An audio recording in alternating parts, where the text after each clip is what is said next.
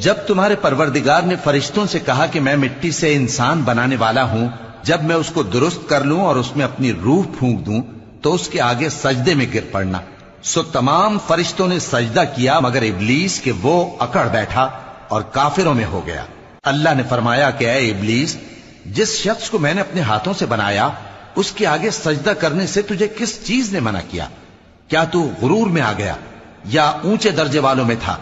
بولا کہ میں اس سے بہتر ہوں کہ تو نے مجھ کو آگ سے پیدا کیا اور اسے مٹی سے بنایا۔ فرمایا بس یہاں سے نکل جا، تو مردود ہے اور تجھ پر قیامت کے دن تک میری لعنت پڑتی رہے گی۔ کہنے لگا کہ میرے پروردگار، اچھا تو مجھے اس روز تک کہ لوگ اٹھائے جائیں مہلت دے۔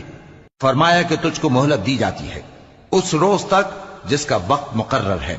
کہنے لگا کہ مجھے تیری عزت کی قسم، میں ان سب کو بہکاتا رہوں گا سوائے ان کے جو تیرے چنے ہوئے بندے ہیں۔